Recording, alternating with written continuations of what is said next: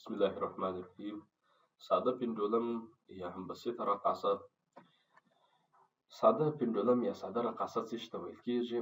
که چیرې په یو جسم موږ او تاسې په یو تار باندې راویزان کړو او وځړوو، نو خو د ګریویټي یا د جاذبې تر کشش لاندې راځي. خپل په مین پوزیشن یا ریسټ پوزیشن یا ایکولیبرم چې دی ځړېږي.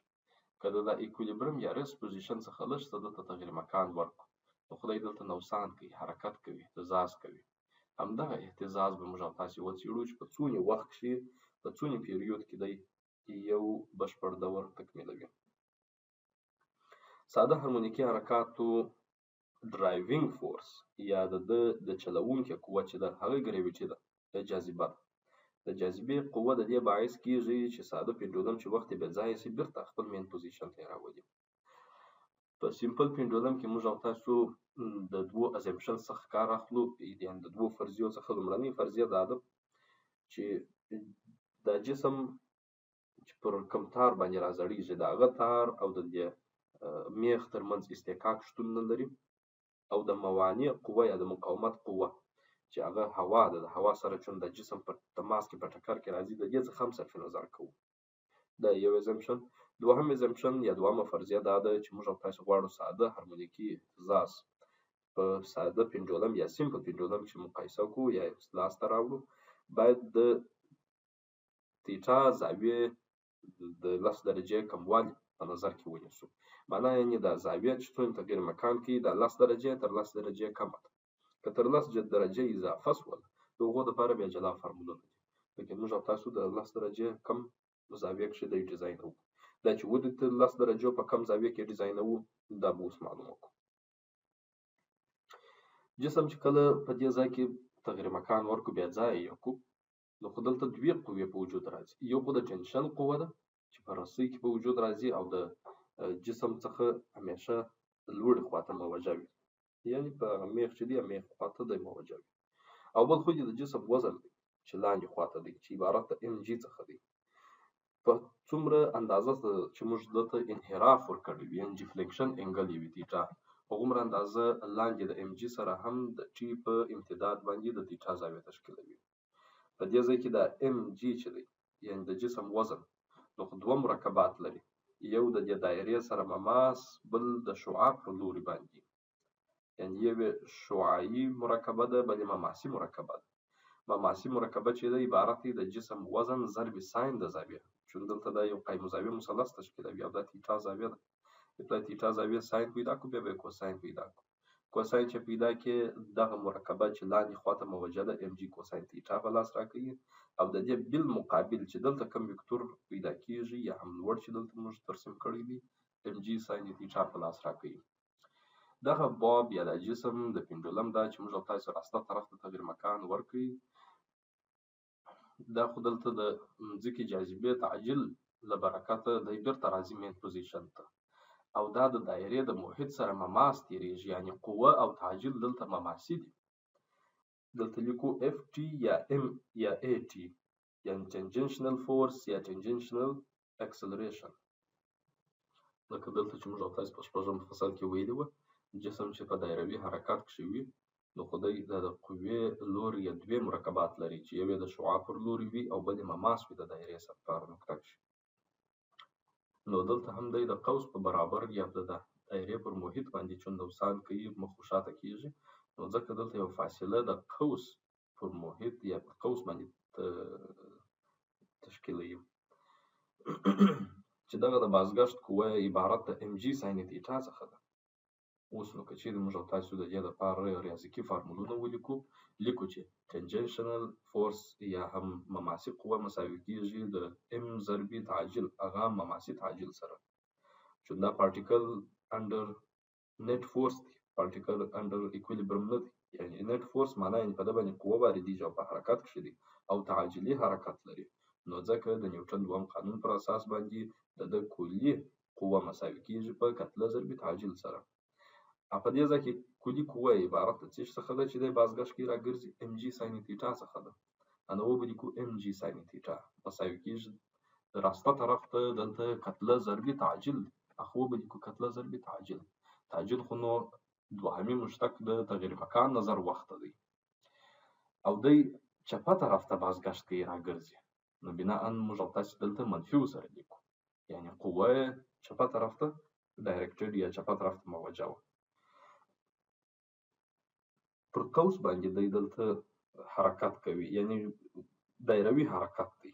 نظر اس ته یې نیسو، نو لیکو چې دوهمي مشتق د اس یا د قوس نظر وخت ال نه لیکو، ولې چې ال په دې ځای کې د رسۍ طول دی او تیټا زاویه خو مساوي کېږي اس تقسیم پر ال باندې مقابل قوس تقسیم پر شعاع باندې، یا هم که طرفین وسطین لیکو موږ او تاسې ته داسې معادله په لاس راکوي چې مقابل قوس مساوي کېږي په ال، یعنی طول د رسۍ یا هم شعاع د دایرې ضربې تیټا زاویه. په دې ځای کې شعاع او ال دواړه عین شی دي. موږ او تاسو د پنډولم په ایزمشنز کې یا د بسیطې رقاصې په فرضیې کښې دا منلې وه چې دغه رسۍ یا د روپ یا د ستار چې دی دا ان ایکسټنډیبل دی، معنا کشش نه کوي، ثابت دی، د یو ملي په اندازه باندې لا دی نه غټېږي نه کوچنی کېږي. نو بناء ال ثابت شو، وخت چې ال ثابت شو موږ او تاسو چې د دواړو خواو مشتق نیسو، نو خو مشتق باید د ویریبل لا ونیول شي، باید د متحول مشتق ونیول شي، نو لیکو چې دوهمي مشتق د قوس مساوي کېږي په ال ضرب دوهمي مشتق د تیټا. دلته دوهمي مشتق د اس چې لیکي، یعنی که چیرې د اس پر ځای دا قیمت وضع کړو نو خو ال باید په مشتق څخه راووځي، د ام څنګ ته یې ولیکو، لیکو چې دوهمي مشتق د زاویې نظر وخت مربع ته، ولې چې ال خو نو کنسټانټ دی، ال از کانسټانټ دلته لیکلي دي. ښه، اوس نو دواړه خواو به پر ام کتلې تقسیم کړو، دلته به یوازې جي ساین تیټا پاتې شي او دلته به دوهمي مشتق د زاویې نظر وخت مربع ته پاتې شي. چون ال مو ځینې راایستلی و دواړه خواو به پر ال هم وپېښو، نو وبه لیکو چې منفي د جاذبې قوه که اکسلریشن یا تعجیل تقسیم پر ال یا اوږدوالی د دې رسۍ ضرب ساین د زاویې. اوس نو که چیرې زاویه موږ او تاسو کوچنۍ کړو، موږ او تاسو په دې ایزمشنز کې ویلي وو په دې فرضیې کې د ساده رقاصې ده چې که چیرې تیټا زاویه 10 یا تر 10 درجې کمه شي، دې ته موږ او تاسو ساده هارمونیکي اهتزاز ویلی شو، د ساده پنډولم ده. ولې ورته ویلی شو؟ ځکه چې ساین د تیټا په پرتله د تیټا که چیرې موږ او تاسو پیدا کړو، لکه په دغه ټیبل کې چې یې راکړی دی، د 0 درجو څخه نیولې بیا تر 10 درجې پورې دا زاویه که چیرې موږ او تاسو په راډیان باندې واړو او د هغه ساین ونیسو، دواړه تقریبا عین قیمتونه راځي. 0 درجه 0 راډیانه کېږي، ساین یې هم 0 کېږي، 1 درجه 0.0115 کېږي او ساین یې هم 0.0115 کېږي. راځه تقریبا تر 10 پورې د 10 درجو چې راډیان ته یې واړی 0.114 کېږي او چې ساین یې ونیسي هم تقریبا 0.114 راځي چې راوند اف کې. نو ځکه د 10 څخه تر 0 درجو پورې تیټا او ساین د تیټا دواړه سره مساوي دي. نو دلته هم موږ او تاسو لیکلی شو چې ساین د تیټا پر ځای باندې به تیټا ولیکو. نو هماغه معادله ده. نو لیکو چې دوهمي مشتق د زاویې نظر وخت عبارت دی له منفي جي تقسیم پر ال ضرب تیټا. دې ته ویل کېږي small angle approximation. small angle approximation چې ساین تیټا مساوي په تیټا سره کېږي. دا دې ته ورته معادله موږ او تاسې د مخ هم تشکیل کړې وه چې دوهمي مشتق د فاصلې نظر وخت عبارت دی له منفي اومیګا مربع ضرب تغیر مکان، خو هغه په خطي رابطه کې وه یا سپرینګ بلاک سیستم کې وو. لیکن دلته پنډولم چې حرکت کوي نظر یو قوس د حرکت کوي یا په اصطلاح دایروي ډول حرکت کوي. نور معادله هماغه معادله ده، دوهمي مشتق د زاویې هلته دوهمي مشتق د خط مساوي په منفي اومیګا مربع ضرب هلته تغیر مکان چون امپلیتود وو، دلته تغیر مکان زاویه ده. نو ځکه وایو چې د مساوات چپه طرف مساوي سو، راسته طرف هم مساوي کېږي. راسته طرف موږ او تاسې منفي و تیټا د هغه بل منفي و امپلیتود سره اختصاروو، یوازې جي پر ال مساوي په اومیګا مربع کوو. همدغه معادله وه دوهمي مشتق د فاصلې نظر وخت عبارت له منفي اومیګا مربع ضرب اکس دی. نو معلومیږي چې اومیګا مربع عبارت د له جي تقسیم پر ال څخه، لکه دلته چې کې تقسیم پر ام و. زاویه فریکونسي په ساده پنډولم کې مساوي کېږي په ثابت د جاذبوي تعجیل تقسیم پر څومره رسۍ اوږدوالی دی چې د باب یا جسم پر راځړېږي. که چیرې پیریود یې لاسته راوړو 2 پای تقسیم پر اومیګا راځي، اومیګا چې مخرج کې ده دلته سرچپه کېږي. دا یې هم په ساده پنډولم کې د پیریود فارمول شو. پیریود او فریکونسي په ساده پنډولم کې یا په بسیطه رقاصه کې یوازې د رسۍ په اوږدوالي او جاذبوي تعجیل پورې اړه لري، بل په هېڅ شي پورې اړه نه لري. که کتله زیاته وي 50 کیلوي جسم په عین پنډولم باندې وځړوه یا هم 15 کیلو په عین پنډولم باندې وځړوه، د دواړو د رفع عمد وخت به سره مساوي شي یا پیریود یې سره مساوي کېږي. یو بل ډول پنډولم موږ او تاسو لرو چې فزیکل پنډولم ورته وایي. فزیکل پنډولم بیا داسې وي چې ټول یو ریجډ آبجکټ، یو داسې جسم وي چې هغه ټوله سره تړلی وي. په اصطلاح داسې وي لکه یو کتاب، یو لیپټاپ په نظر کې ونیسئ. دا جسم چې دی ټوله ریجډ یا هم یو ډول دی، یعنې په اصطلاح دلته رسۍ او جسم نشته چې باندې ځړېږي او نقصان ورکوو. دغه یو جسم په نظر کې ونیسئ لکه دلته په دا انځور کې چې ښکاري. د ثقل مرکز دغه نقطه د توره نقطه چې سی ام یې ورته لیکلې ده، سنټر آف ماس د ثقل مرکز یې دی. که چیرې د او په نقطه کې پایوټ یعنې د یو میخ په واسطه موږ او تاسې دی دلته وځړوو، سوری مو کوي دلته مو په میخ باندې په دیوال کې دی ټکوئ، نو په وخت چې ویې ځړئ او دی خپل په ایکولیبرم پوزیشن کې یعنې د تعادل په موقعیت کې، دا معنا لري چې د او د نقطې سره سنټر آف ماس دواړه الاین کېږي، په یو نقطه کې راځي.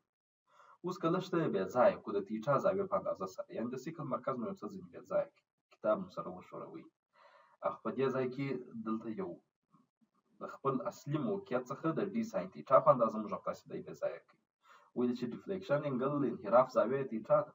دلته یو مثلث تشکیلیږي، دغه مثلث قیم زاویه مثلث دی چې د زاویې ساین ونیسئ نو خو مقابله زوله تقسیم پر وتر په لاس درکوي، چې طرفین وسطین یې کې د مقابله زوله موږ او تاسې ډي ساین تیټا ورته وایي.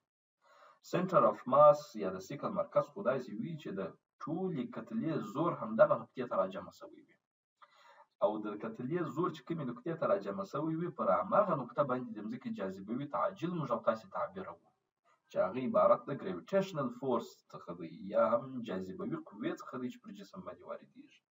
نو دا وکتور به موږ او تاسو په ام جي سره ولیکو، یعنې سنټر آف ماس ټوله دلته ډایرکټډ یا موجه دی لاندې ځمکې خواته چې عبارت د ام جي وکتور څخه دی.